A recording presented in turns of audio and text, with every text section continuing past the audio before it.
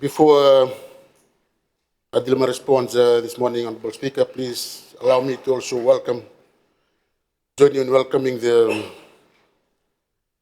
your own students of the Keliang, from the Kamarlau, Malona Ambularangoni, Kemnina and Kasinawuli, Kemnetumtumbu. Kinsaban Vinatu na Munibisikomai. We are thanking you. Laki na nominee Skova.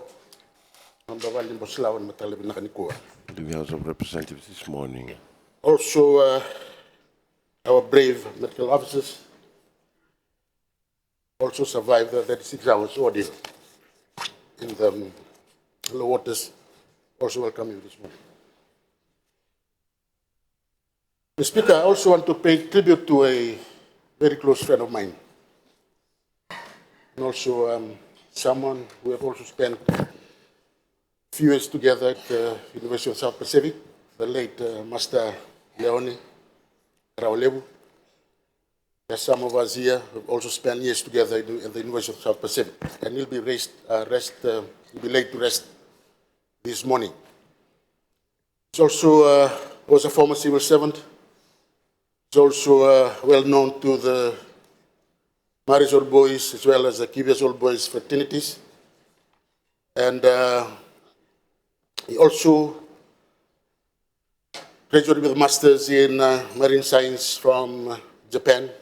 He spent a few years in Japan, just lately returned to Fiji in March this year. Unfortunately, he passed on last weekend.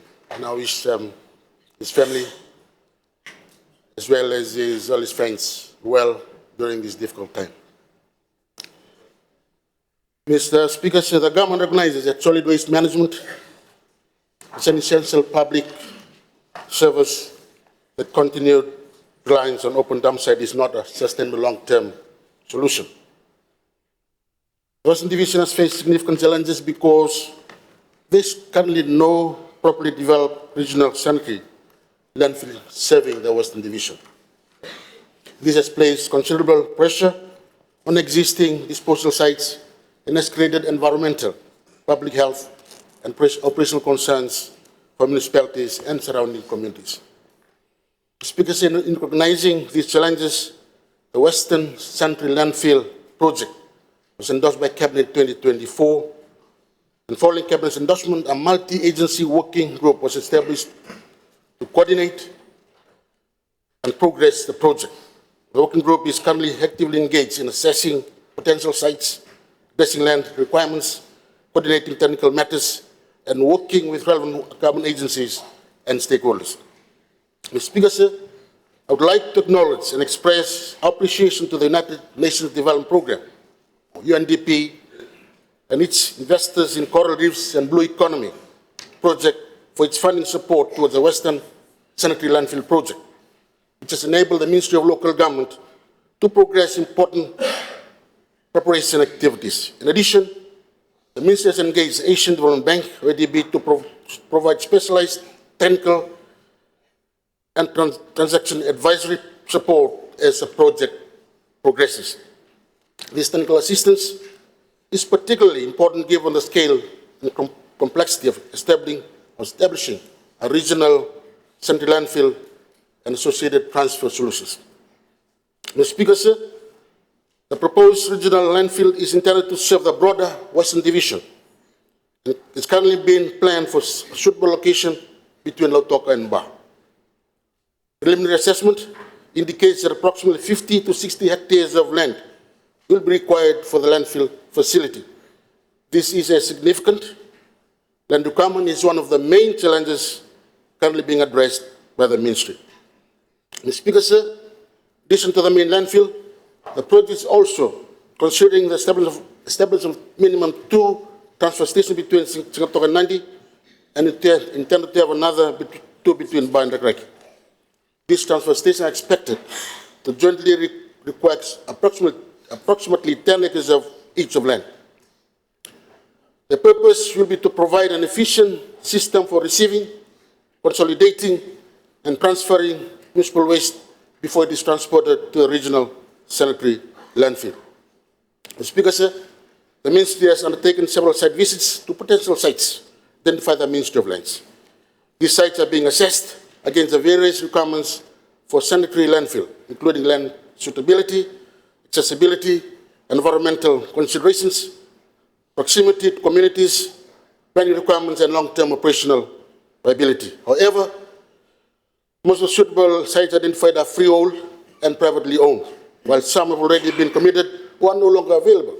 It has further limited options for the proposed landfill sites. More recently, the Turkey Land Transport has identified several potential sites for consideration. The sites are now being reviewed by the Ministry alongside the other options already identified. Mr. Speaker, sir, I wish to emphasize in this August House that land identification confirmation remain one of the challenges facing the project. Nevertheless, the Ministry remains committed to working with the Ministry of Lands, TLTB, relevant technical agencies, and the working group to finalize the most suitable land and move the project into the next stage of implementation. Mr. Speaker, sir, while the regional landfill is a long-term solution, the government is also addressing an immediate situation at Sigatoka Dumpsite. The remediation of Sigatoka Dumpsite is in phase 1 of the overall Western Division landfill project. Under phase 1, the immediate requirement is conditional 2.5 hectares of land, which will bring the total area of the Sigatoka site to approximately 3.79 hectares of land. And we are currently liaising with the Ministry of Lands to assist us in that regards.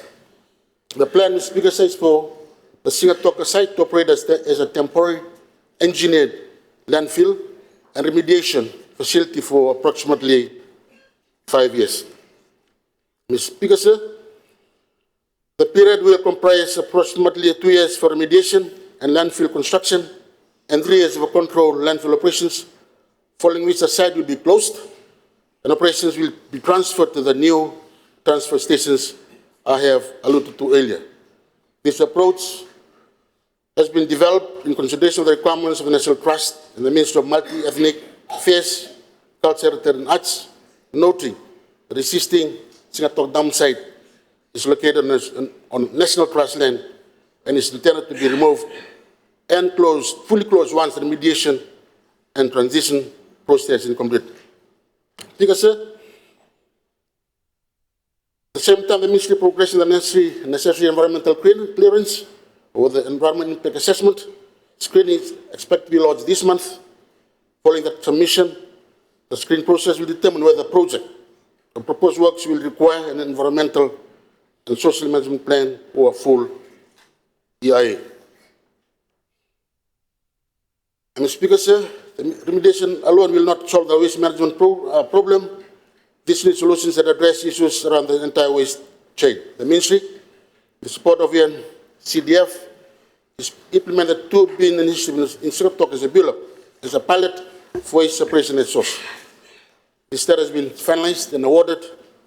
The artwork and labeling for the bins have been completed, and discussions are underway on the agreement and shipping arrangements. Mr. Speaker, sir, the government approach is therefore based on both immediate intervention as well as long-term reforms. And the Ministry will continue to work with relevant stakeholders to resolve the outstanding land matters and advance the project. Ultimately, it's not simply an infrastructure project, it's a public health, environmental protection, and community well-being initiative. In conclusion, Mr. Speaker, sir, our coalition government remains committed to strengthening the waste management across the nation through improved infrastructure, waste separation, recycling, and responsible disposal practices. The Western Sanitary Landfill project, remediation of Sigatoka Dumpsite, the 2 billion initiative, and procurement of waste management equipment for all 30 municipal councils, and the return initiative are the new important steps towards achieving these objectives. This message not only improve efficient waste management services, but will also help protect public health, safeguard our environment, and create cleaner, healthier, and more sustainable communities for all citizens. Thank you for this opportunity, Mr. Speaker, sir.